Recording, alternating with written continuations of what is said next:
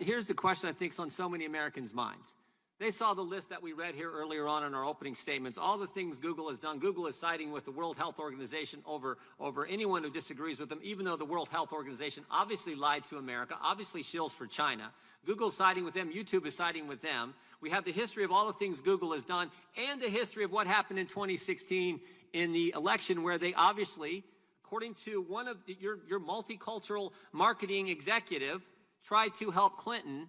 And here we are 97 days before the election, and we want to make sure it's not going to happen again. We want to make, can you give us two assurances? One, you're not going to try to tailor your features, configure your platform in a way to help Joe Biden. And second, that you're not going to use your search engine to silence conservatives. Can you give us those two assurances today? Congressman, on our search engine, conservatives have more access to information than ever before. And we appreciate that. That wasn't the question. Can you assure us today you're not going to try to silence conservatives? And can you assure us today you're not going to try to configure your features, as Ms. Murillo said you did for Clinton in 2016? Can you assure us today you're not going to do the same thing for Joe Biden in 2020? You know, you have my commitment. It's always been true, and we'll continue to conduct ourselves in a neutral way. Appreciate it. Yield back. The chair now recognizes the gentlelady from Pennsylvania, Ms. Scanlon.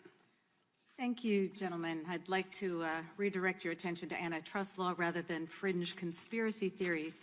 Mr. Bezos, our investigation... Mr. Chairman, we have the email. There is no fringe... Excuse me, it's not your time. Mr. Jordan, you do not have the time. Please be respectful of your colleague. She controls the time. Put your mask on. Put your mask on. Mr. Jordan. Mr. Raskin, Mr. Jordan, you want to talk about masks. Mr. Jordan, Ms. Scanlon. Why would the Deputy Secretary of Treasury unmask Michael Flynn's name, Mr. Raskin?